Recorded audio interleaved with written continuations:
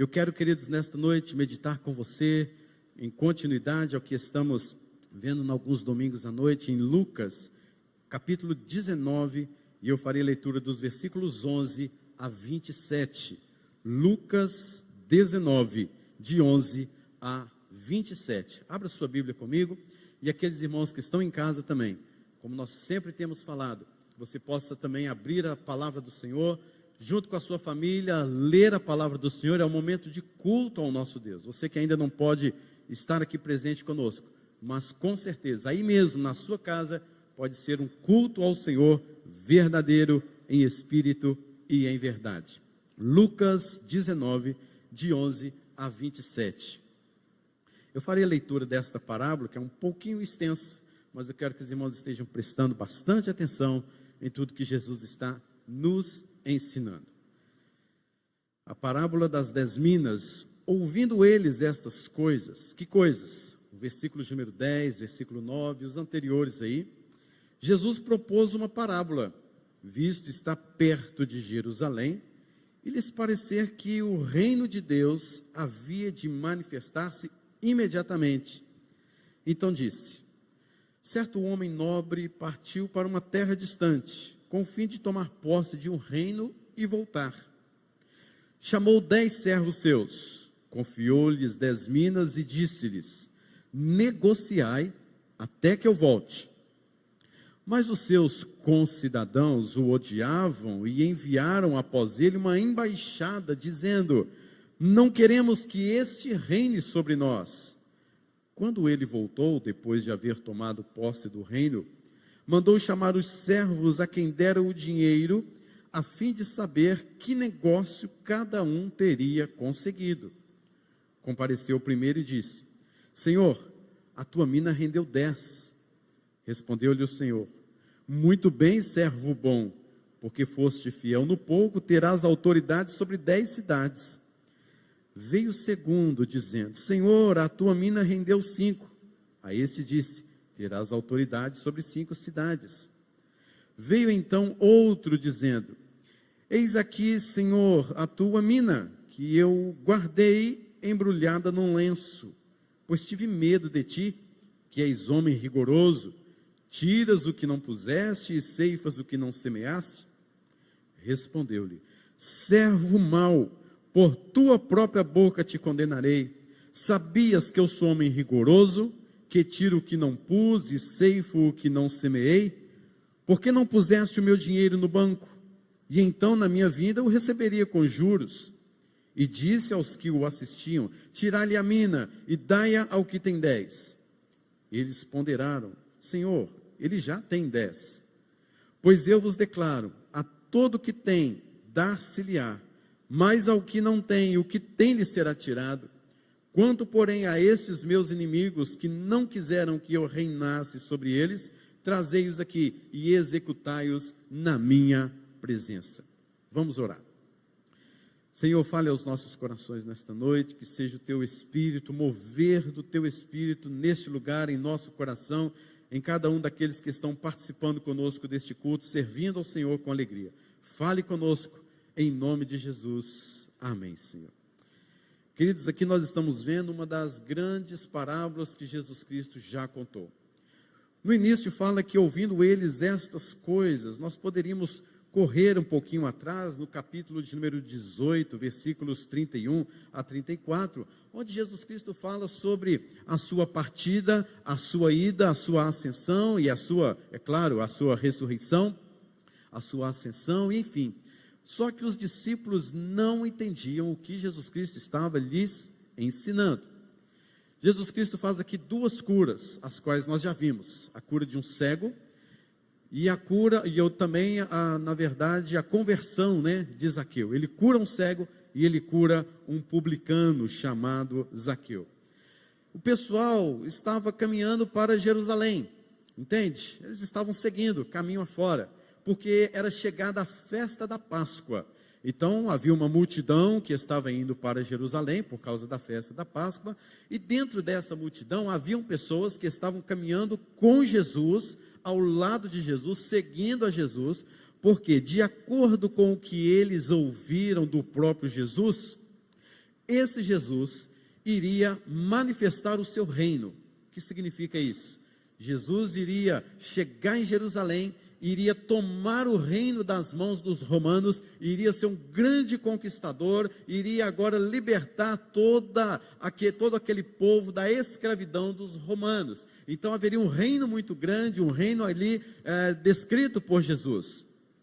Só que eles estavam enganados, porque não era esse de fato o reino que Jesus iria instaurar. É um reino espiritual. E para a frustração daquele povo, Jesus Cristo, ao chegar em Jerusalém, ele chega montado no jumentinho. Jesus Cristo, dentro de pouco tempo, fala algumas coisas quando chega em Jerusalém. E dentro de pouco tempo, Jesus é crucificado. Que coisa terrível, que frustração para aqueles que imaginavam um Jesus que ia chegar e iria conquistar todo aquele mundo, aquele povo, e iria libertá-los daquele império maldito, império romano.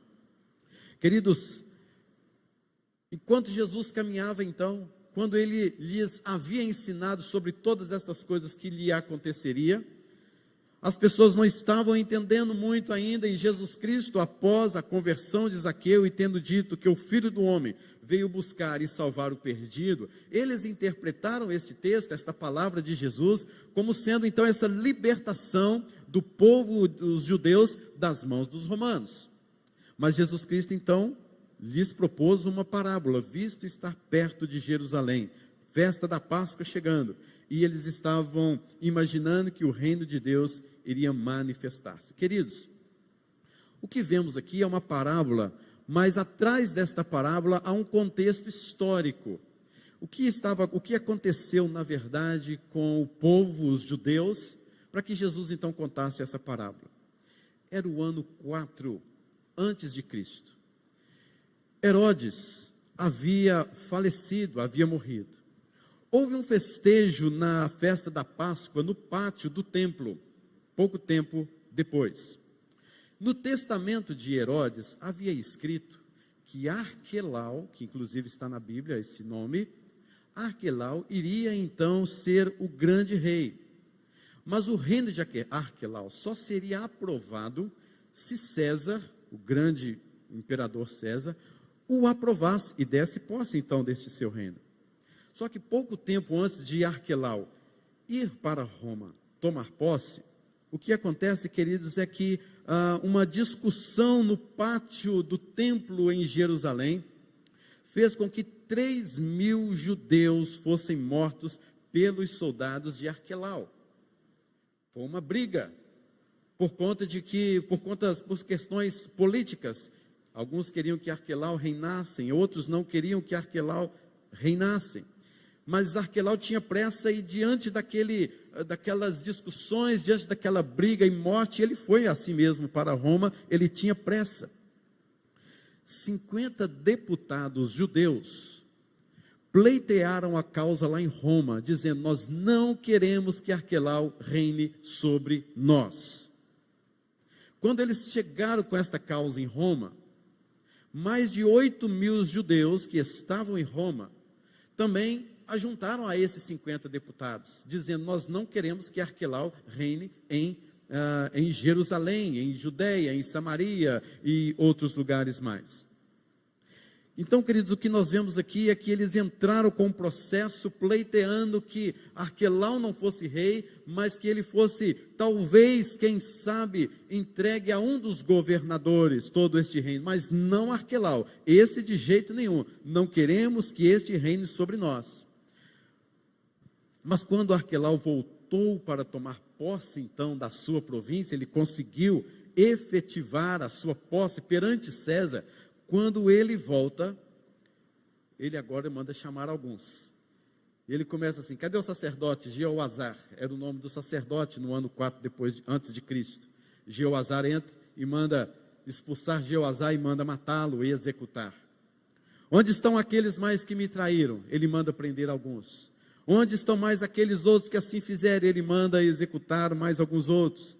Ele se tornou, na verdade, um dos reis mais odiados por todo o governo daquela ocasião. No ano 6 depois de Cristo, 10 anos depois, ele foi banido como um rei rude, um homem odiado por toda a sociedade.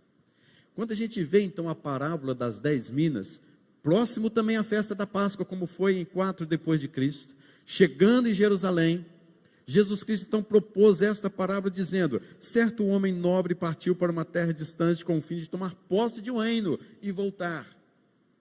Ele então chamou 10 servos seus, confiou-lhe as 10 minas e disse: negociai até que eu volte. Mas os concidadãos daquela cidade o odiavam e enviaram, pleitearam após uma embaixada, dizendo: não queremos que este reine sobre nós. Então, para os judeus que estavam ouvindo esta parábola de Jesus, eles entenderam com facilidade, podemos dizer assim, o que Jesus estava dizendo. Na verdade, Arquelau se deu mal, ele foi um dos odiados, ele foi um exemplo terrível para toda a população judaica e Samaria e em outros lugares. Mas aqui a gente vê que Jesus pega então parte dessa história e começa a narrar algumas coisas que têm a ver com o reino de Deus, com a manifestação do reino de Deus.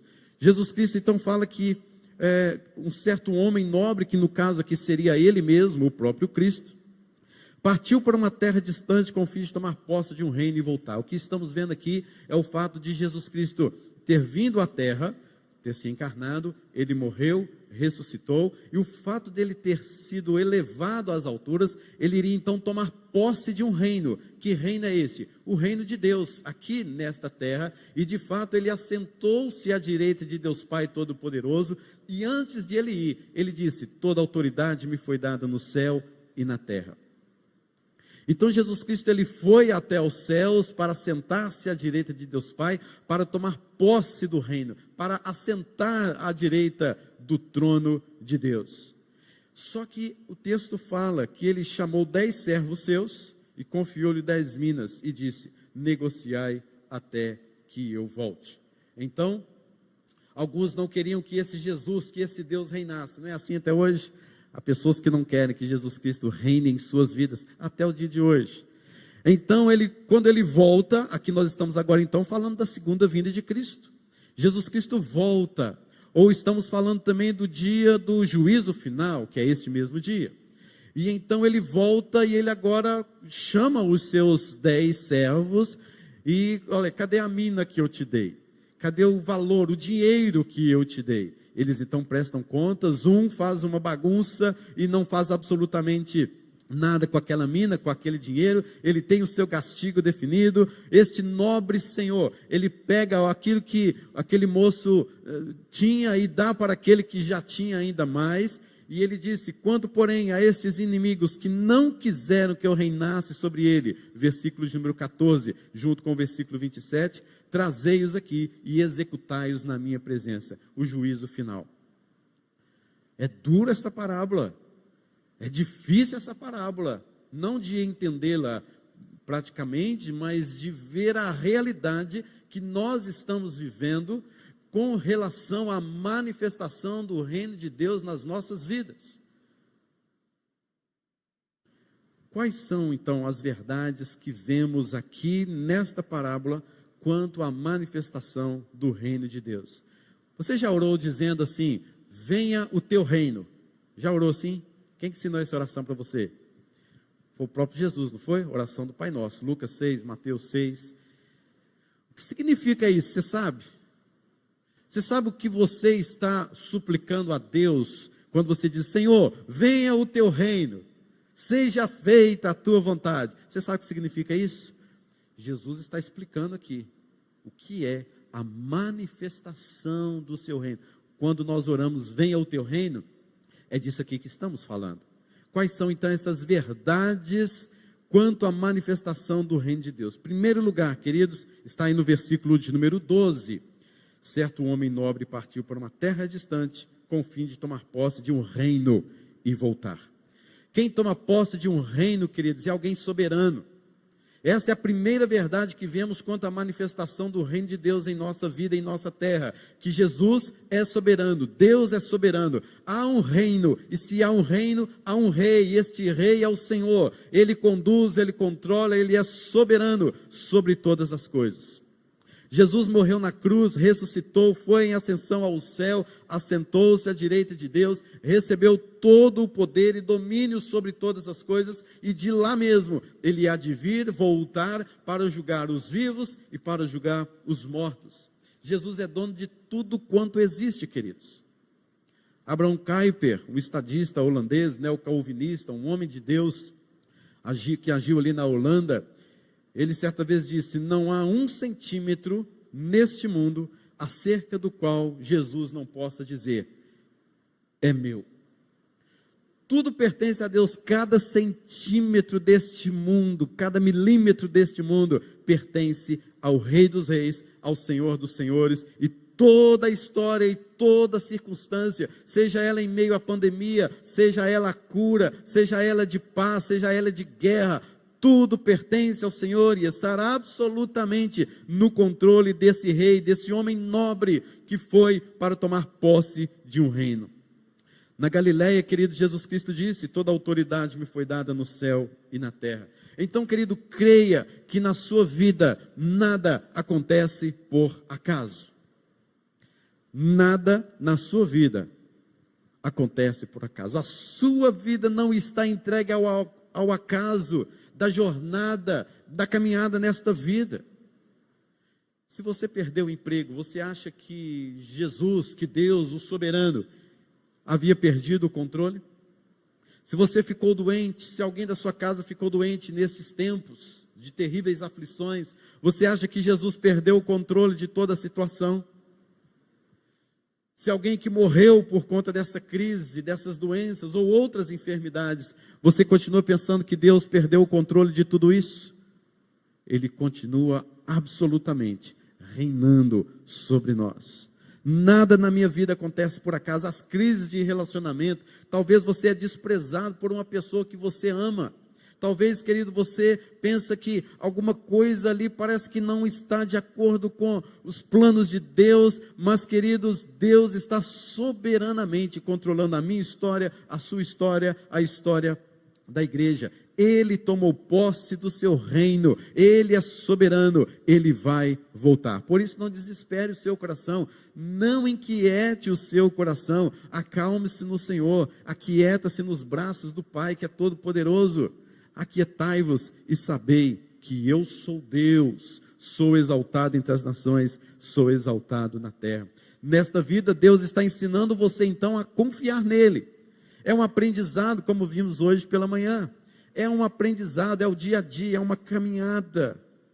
Deus está ensinando você a caminhar. Portanto, confie. Portanto, descanse no Senhor e siga em frente, de fé em fé, como acabamos de cantar. Há aqui uma segunda verdade sobre a manifestação do reino de Deus. Quando olhamos para a manifestação do reino de Deus, vemos então alguém assentado no trono. Esse trono é Jesus, é de Jesus.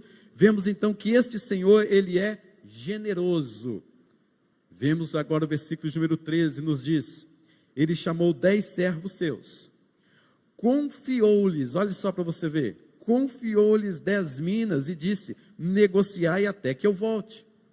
Por que que esse Senhor é generoso? Porque, queridos, ele poderia não ter deixado nada nas mãos destes servos. Ele poderia então ter ido tomar posse no seu reino e pronto, ele que manda, ele que controla, mas não. Antes de ele ir, ele deu algumas coisas para estes homens e disse assim: negociai, trabalhai em cima disso, até que eu volte. Queridos, estas minas que valiam assim, um absurdo, né, de dinheiro, na verdade, que tem também um paralelo muito grande com a parábola dos talentos, que você talvez conheça, depois você leia lá as parábolas dos talentos, mas ele chama esses 10 servos, símbolo talvez, quem sabe, da igreja, símbolo da minha vida, quem sabe da sua vida, e disse: está aqui nas suas mãos, você vai negociar, enquanto eu vou lá tomar posse, e quando eu voltar, você me presta provas aí, me presta tudo aquilo que eu preciso de saber, todo o relatório, você vai prestar as contas a mim. Quer dizer, é interessante quando olhamos isso, para Efésios, capítulo de número 4, versículos 7 e 8, e também o versículo 13, que nos diz assim: e a graça foi concedida a cada um de nós, segundo a proporção do dom de Cristo. Por isso diz, quando ele subiu às alturas, levou cativo o cativeiro, ou seja, ele nos perdoou todos os nossos pecados. E quando ele foi elevado às alturas, ele concedeu dons aos homens. E ele mesmo concedeu uns para apóstolos, outros para profetas, outros para evangelistas, outros para pastores, para mestres, com vistas ao aperfeiçoamento dos santos, para o desempenho do serviço, para a edificação do corpo de Cristo, até que todos cheguemos à unidade da fé e do pleno conhecimento do Filho de Deus, à perfeita varonilidade, à medida da estatura da plenitude de Cristo. Interpreta direitinho o que nós estamos vendo aqui. Deus, Jesus, ele deu a nós as minas, e vamos negociar, vamos trabalhar em cima disso até que ele volte. Que minas são essas? São os próprios dons que Deus concedeu a nós. O Senhor é generoso, ele concedeu a graça de você participar do reino dele, ele deu a graça de você ser um trabalhador no reino dele, ele deu a graça de você ser um servo no reino dele, não um reino humano, não um reino de império romano, não um reino de império de homens, de fama ou sucesso aqui na terra, mas de um reino espiritual e eterno. Ele nos deu esses dons, para quê? Para nos treinar, e o grande treinador aí é quem? É o próprio Jesus. Mas queridos, o treinamento é dado a nós, para que cada um de nós seja aperfeiçoado. Então querido, quer saber? Jesus Cristo, ele foi em ascensão ao céu, ele tomou posse do reino lá no céu, Deus o glorificou, Deus o exaltou, e deu toda a autoridade, ele tomou posse, ele vai voltar, e antes disso ele deu dons a você, deu trabalho para você, negociai, até então que ele volte. Ele deu, querido, para nós dons espirituais, ele deu para nós dons ou talentos naturais, os dons espirituais para a edificação do corpo de Cristo, a sua família, a sua vida, a vida dos irmãos, abençoar a igreja onde você participa, onde você envolve. Deus também deu os dons naturais, que você pode servir no seu trabalho, na sua profissão, nos seus estudos, e também assim na sua casa, na sua igreja, etc. Mas Deus deu dons a você. Precisamos, queridos, entender que o Senhor deu essa mina para cada um e disse, negociai. O Senhor te deu, então, o dom de servir, queridos. Então, você não pode deixar de servir. Deus deu para você o dom de evangelizar, então você não pode deixar de evangelizar. Deus deu o dom para você de administração, ofereça o seu trabalho, o seu talento no reino de Deus, que seja na igreja, ajudando aí, quem sabe, a administração da igreja, dando aí uma ajuda grande em alguma coisa. O Senhor te deu o dom de liderança, então ele vai mostrar a visão e as pessoas vão seguir você, para que aprendam com você e sejam liderados por você para o aperfeiçoamento dos santos. Deus te deu o dom da música, então querido, louve ao Senhor, adore ao Senhor a tempo e fora de tempo, envolva-se nisso, invista nisso, leve a adoração, leve as pessoas a adorarem ao Senhor através do dom da música que você tem, mas negociai, façam isso até que Ele volte. Uma coisa que você não pode fazer é esconder este dom. O Senhor é generoso, o Senhor, para manifestar o seu reino, Ele foi generoso demais para conosco. Ele nos deu dons para trabalharmos neste reino eterno. Terceira coisa, queridos, que nós podemos ver na manifestação deste reino, é que nós vemos agora um contraste, que está no versículo número 14. É que os pecadores, aqueles que não querem ser dominados por este rei, eles são rebeldes. Os pecadores são rebeldes. Versículo 14 diz, mas os seus concidadãos o odiavam e enviaram após ele uma embaixada dizendo, não queremos que este reine sobre nós. Queridos, você prega o evangelho, você testemunha o evangelho, mas tem pessoas que não querem que Cristo reine sobre eles. Vai ser assim até o último dia. E isso não é para te desanimar, é porque Deus mandou você pregar o evangelho, e você deve pregar o evangelho a toda criatura. Mas o fato é que até o último dia, há pessoas que continuarão pecando contra o Senhor e não desejarão que Cristo reine sobre elas. E quanto a isso, não somente uma rejeição, mas poderá haver e há uma terrível perseguição quanto àqueles que querem servir piedosamente a Cristo Jesus. Saulo foi um exemplo disso. Saulo, ele respirava, diz lá em Atos, né? Ele respirava ameaças de morte aos cristãos. Ele pegou uma carta do seu próprio líder para puxar mulheres, né, arrastar cadeiras dentro das suas casas para prender. Quantas vezes ele deu voz de prisão para alguns dentro da sua religiosidade. Ele veio a se converter na estrada para Damasco, quando a luz do Senhor brilhou sobre ele, e ele, prostrando-se ali naquele instante, ficou cego durante alguns dias, mas ele agora prega o Senhor Jesus Cristo em Damasco. E quando ele começa a pregar o evangelho ali em Damasco, o que acontece com ele? Terrivelmente perseguido, terrivelmente maltratado, homem rejeitado, foi odiado. E isso não é diferente dos nossos dias, porque você vai pregar o evangelho, você vai testemunhar do evangelho, mas haverá pessoas que ainda não entenderão de fato a obra e a pessoa de Cristo Jesus, e continuarão rebeldes contra Deus. Ninguém quer ser dominado por Jesus. O homem natural, ele quer ser dono do seu próprio nariz. Ele acha que ele é o senhor da sua própria vida, coisa que nunca de fato aconteceu. Mas quando nós nos convertemos ao Senhor, nós não temos mais o senhorio sobre a nossa vida. Você, querido, não é mais senhor da sua vida. O senhor da sua vida é Jesus. Então a sua vontade, seu pensamento, as suas emoções, todas devem ser para a glória do Senhor, para manifestar o reino de Deus nesta terra. Você também era um pecador rebelde, diz o apóstolo Paulo em Efésios, mas você foi convertido. A graça de Deus chegou sobre você, e você agora é nova criatura, as coisas velhas se passaram, eis que tudo se fez novo. Queridos, mas o fato é que nós não podemos deixar de pregar o evangelho por causa da rebeldia desses pecadores e da dureza de seus corações. E se elas não forem salvas, se elas não forem perdoadas pelo sacrifício de Jesus e não receberem a salvação pela graça mediante a fé em Cristo Jesus, o que lhes espera é a morte eterna. O meio pelo qual Deus determinou que seus escolhidos virão a Ele é a pregação do Evangelho. E a pessoa que Deus escolheu usar na pregação do Evangelho, adivinhe quem é? É só o pastor? É só o mestre? É só aquele que tem o dom do apostolado? Não, queridos. Sou eu e você. A Bíblia não fala que bem-aventurados são aqueles que pregam o Evangelho, que são os pastores. Que Deus chamou pastores simplesmente para pregar. Não, queridos.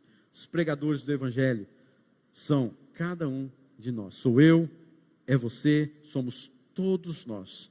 Os pecadores rebeldes se levantarão contra nós, mas nós devemos continuar a pregar o Evangelho. Estava vendo sobre como o Evangelho na Coreia chegou. Que coisa incrível, porque os missionários que eles chegaram não falavam coreano. E eles começavam a chegar nos seus navios ali em alguma região, e algumas pessoas falaram assim, olha, eles estão vindo para atacar a Coreia. Eles estão vindo contra nós. E os missionários, na verdade, estavam carregando Bíblias e mais caixas de Bíblias para serem distribuídas ali na Coreia.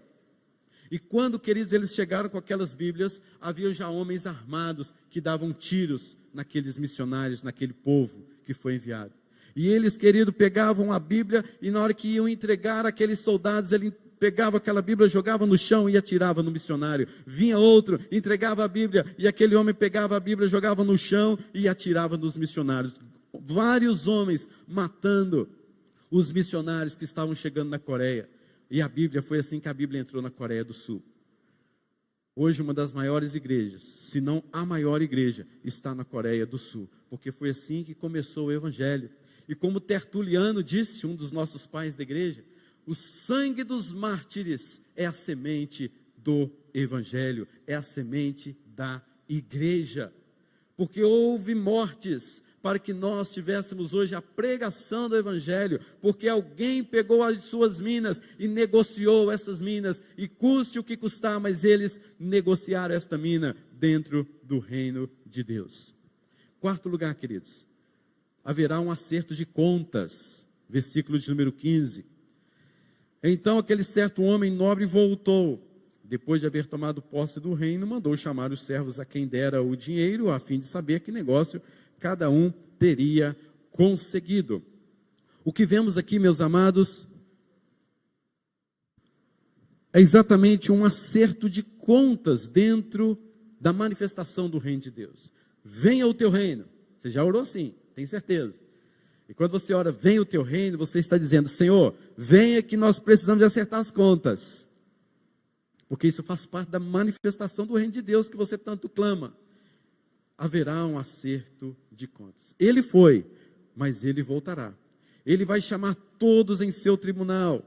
E ele vai dizer assim, eu entreguei uma mina para você. O que você fez dela? O que você vai responder, querido, para o Senhor? Todos nós vamos prestar conta do que fizemos. O ímpio vai comparecer para receber a sua sentença de morte, e nós vamos comparecer, já que temos vida nele, a vida garantida e eterna, mas nós vamos comparecer perante ele para prestarmos contas das minas, ou seja, conta daquilo que Deus colocou em nossas mãos para fazer diante do seu reino, da manifestação do seu reino. Segundo aos Coríntios 5, versículo 10. Porque importa que todos nós compareçamos perante o tribunal de Cristo, para que cada um receba segundo o bem ou o mal que tiver feito por meio do corpo. Para o crente, o tribunal é para avaliar e dar conta dos seus frutos. Para o ímpio, a condenação eterna. E Jesus Cristo continua dizendo, eu entreguei a minha vida, eu entreguei os meus dons, eu entreguei os meus talentos a você, eu entreguei bênçãos a você, e você, o que você responderá para o Senhor, querido? O que a Igreja Presbiteriana 12 de agosto responderá? No final de cada ano, respondemos ao nosso presbitério pelos trabalhos que nós temos aqui na nossa igreja. Que bênção é este momento da entrega de relatórios, saber que nós podemos ser acompanhados por outros pastores e presbíteros, etc., mas haverá um dia em que nós, eu e você, prestaremos conta diante do tribunal daquele que é soberano, daquele que é generoso, daquele que é poderoso, diante de tudo aquilo que ele nos entregou. Quinto lugar, queridos, há uma fidelidade que será recompensada, versículos 16 a 18, que nos diz, compareceu o primeiro e disse, Senhor, a tua mina rendeu 10, respondeu-lhe o Senhor, muito bem, servo bom, porque foste fiel no pouco, terás autoridade sobre 10 cidades. Veio o segundo, dizendo, Senhor, a tua mina rendeu 5. A este disse, terás autoridade sobre 5 cidades. Até aqui, queridos, o que nós estamos vendo é que a fidelidade será recompensada. O que nós vemos aqui é que esse primeiro servo chegou, Senhor, o Senhor me deu 10 minas, está aqui, olha, eu negociei, eu trabalhei, eu entreguei, está aqui nas tuas mãos. Servo bom, servo fiel, vou te dar, então, 10 cidades para você cultivar e governar. Chega o segundo, Senhor, o Senhor me deu 5, está aqui, eu rendeu também ao Senhor aqui, então, beleza, você também, que rendeu 5, você terá autoridade sobre 5 cidades. Fidelidade compensada, ou recompensada. Queridos, eu não sei o que a Bíblia fala sobre o que é galardão. Se você me perguntar, pastor, o que é galardão na Bíblia? Eu não sei. Se você quiser depois me perguntar, eu vou ter a mesma resposta. Eu acho que vou morrer não sabendo o que é galardão, lá no céu eu vou saber. Aí não tem como eu voltar para contar para você, né? Graças a Deus por isso, né? Mas, queridos, eu não sei o que é galardão, ok? Eu não sei. Eu não posso também ficar chutando coisas aqui, dizendo, ó, galardão é isso. Também não estou dizendo isso não, tá certo? Mas o que nós vemos, assim, num piscar de olhos através desta parábola, é que nós teremos responsabilidades pelo fato de sermos fiéis a Deus. E esta responsabilidade pode estar ligada ao fato de sermos fiéis ao Senhor. Então, galardão, não estou dizendo que é galardão aqui não, viu gente? Depois vocês não vão me complicar não, porque eu não sei. Mas parece-nos que são responsabilidades que nós vamos ter alguma coisa nesse sentido, ok? Mas vamos para lá. Fidelidade será recompensada.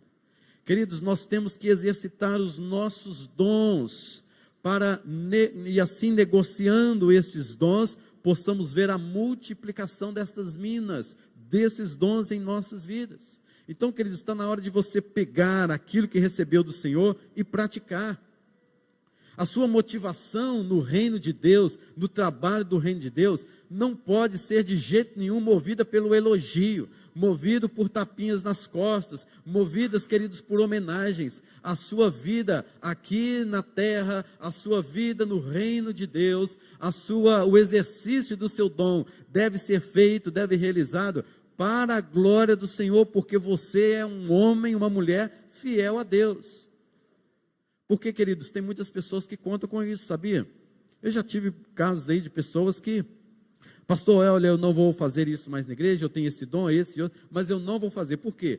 Porque na hora de ser reconhecido não falaram o meu nome. Meus irmãos, tenha paciência, cresça e amadureça, não é cresça e apareça. Cresça e amadureça pelo amor de Deus, querido. Se você estiver procurando elogio, vai para o programa do Raul Gil, lá você vai ter um monte, ou não, né? Mas o fato, queridos, é que nós não podemos ter os nossos talentos, os nossos dons que Deus nos deu para exercitarmos aqui nesta terra, movidos por elogios, por tapinhas nas costas. Não funciona como eu quero, então eu vou deixar, não vou fazer mais, acabou, não tem mais jeito para mim. Larga a mão disso, querido, pelo amor de Deus e pela manifestação do reino de Deus aqui nesta terra. Vai trabalhar no reino de Deus.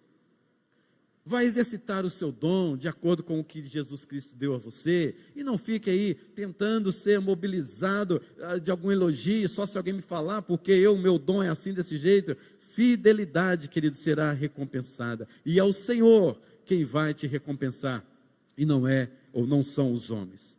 Sexto lugar, queridos, a incredulidade gera esterilidade. Observe comigo os versículos 20 e 21. Veio então outro dizendo: eis aqui, Senhor, a tua mina que eu guardei embrulhada num lenço, pois tive medo de ti, que és homem rigoroso, tiras o que não puseste e ceifas o que não semeaste. Este homem era um homem incrédulo, e a incredulidade gerou esterilidade. Quando você, querido, não crer em Deus, na manifestação do Senhor, na soberania do Senhor, querido, você vai ficar parado. Você não produzirá frutos. Você não terá a produção de frutos na sua vida. Você não será uma pessoa fiel. Você não terá dentro de si o desejo de praticar a palavra de Deus. Por quê? Porque você é um incrédulo.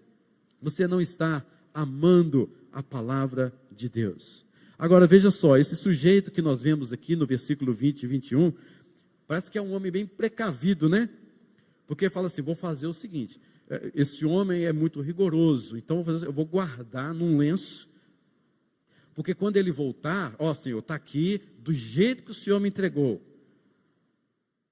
para o Senhor não reclamar de mim, porque do jeitinho que o Senhor me emprestou, né? Está aqui, é um homem muito precavido, é igual a minha avó, né? A minha avó Noemi, ela já faleceu, coitadinha, faleceu com 101 anos de idade, uma mulher de oração, uma mulher de Senhor.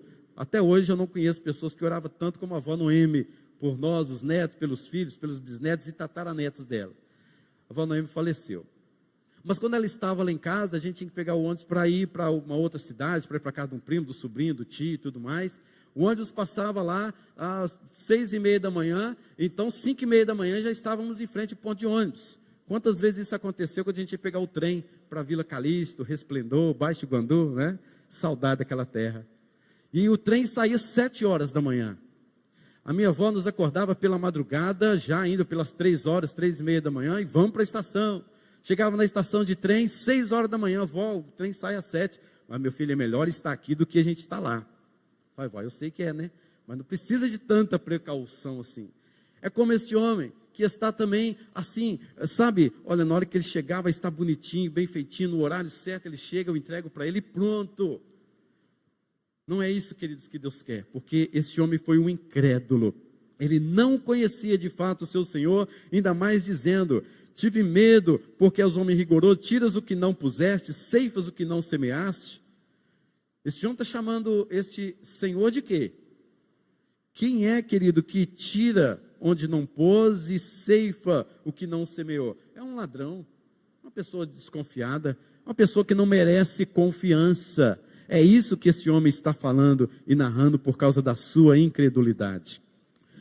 Queridos, ainda, a incredulidade será penalizada. Versículos 22 a 24. Respondeu-lhe: servo mau, por tua própria boca te condenarei. Sabias que eu sou homem rigoroso, que tiro o que não pus e ceifo o que não semeei? Uma ironia aqui, então.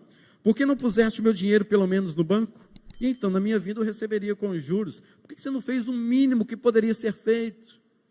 Veja isso, queridos. Por que você não fez o mínimo que deveria ser feito? A incredulidade será penalizada. E diz mais o texto: porque puseste o meu dinheiro no banco, na minha vinda receberia com juros, então pela sua própria boca te condenarei. Da mesma forma que você me tratou, eu vou tratar você também. Queridos, ele tira então a mina daquele homem e dá àquele que tem 10. Queridos, nós precisamos de buscar os tesouros do céu, mas saiba que todo tipo de incredulidade será penalizada. Você crê de fato no Senhor? Você crê de fato que Deus pode fazer muito mais do que você imagina, pensa e pede a Ele? Deus não é assim? Não é assim que a palavra de Deus fala? Que Deus faz muito mais do que nós pedimos ou pensamos, conforme o seu poder que age em nós? Então, queridos, você tem que crer. O cristão vive pela fé, é de fé em fé. Não é pelas coisas que nós vemos, é pelas coisas que nós não vemos, pela fé em Cristo Jesus, e que nós estamos debaixo da manifestação do reino de Deus. Queridos, por último, versículo de número 27. Quanto, porém, a esses meus inimigos, que não quiseram que eu reinasse sobre eles, trazei-os aqui e executai-os na minha presença. Olha isso, meus irmãos. Olhe para isso. Venha o teu reino. Quando você clama assim ao Senhor, você está mostrando exatamente que haverá pessoas então, que não quiseram que Jesus reinasse sobre eles, como diz o versículo 14, esses pecadores rebeldes. Então logo eles serão executados, condenados, jogados no inferno, na presença de Deus. Sabe quem pode ser essa pessoa, querido? Pode ser alguém do seu lado, um vizinho, alguém que você ama profundamente, alguém que Deus deu para você amar profundamente, e está caminhando para o inferno, continua em rebeldia contra o Senhor, não aceita o senhorio de Cristo, não aceita o venha ao teu reino, continua nos seus afazeres, pensando, imaginando que estão muito bem na vida, mas querido, basta você, é necessário você pregar esse evangelho a todas as pessoas, porque este juízo chegará, o rei está voltando, e é você que há de prestar contas perante ele. Por isso, quando você clama, venha o teu reino, você tem que estar muito firme destas suas palavras, você tem que estar negociando as minas do Senhor, você tem que estar trabalhando com os dons do Senhor, para que eles se manifestem nessa terra e sejam multiplicados. Você deve evangelizar, você deve exercitar o seu dom da oração, da evangelização, do ensino, da música, da liderança, da ajuda, da misericórdia, do socorro, seja o que for, porque Jesus está voltando e Ele pedirá contas de tudo aquilo que Ele colocou em suas mãos. Como ouvirão se não há quem pregue? Como assim não há quem pregue? Como assim não há quem pregue? Há quem pregue aqui, há quem fala de Jesus, há quem testemunha de Jesus e pode clamar, venha o seu reino. Queridos, que o Senhor nos abençoe com esta parábola, para que possamos entender que o Filho do Homem veio buscar e salvar o perdido, e eu e você que fomos achados por Ele, possamos também, queridos, pela graça de Cristo, levar o evangelho a essas criaturas, para que elas também sejam achadas por Cristo e sejam salvas, para não terem que passar por este tribunal no dia do juízo. Que Deus nos abençoe em nome de Jesus. Quero orar nesse instante por você. Senhor, aqui estamos, ó Deus, para bendizer o nome do Senhor. E queremos pedir, ó Deus, que nesta noite o Senhor venha transformar o nosso coração, a nossa mente. Pai querido, porque muitas vezes nós não fazemos aquilo que o Senhor determinou que nós fizéssemos, somos falhos. Antes que o Senhor volte, e por causa da fidelidade do Senhor e da glória do Senhor sobre as nossas vidas, nós desejamos, em nome de Jesus, que o Senhor venha, Deus, fazer com que nós sejamos despertados a exercitar os nossos dons para a Tua glória na manifestação do reino de Deus aqui nesta terra. Pai querido, que o Senhor venha falar profundamente aos nossos corações, tratar conosco, abra as nossas mentes, que nós não venhamos, ó Deus, a nos amarrar, a ficar, ó Deus, ali como aquele homem fez, colocar isso num lenço, enterrar o talento, mas que possamos, em nome de Jesus, trazer, Deus, a manifestação do reino do Senhor, através, ó Deus, dos nossos dons, para o aperfeiçoamento dos santos. Use-nos, fortaleça-nos, guia-nos pela fé em Cristo Jesus. É o que nós oramos e agradecemos ao Senhor, em nome de Jesus. Amém, Senhor. Amém, queridos. Vamos ficar de pé.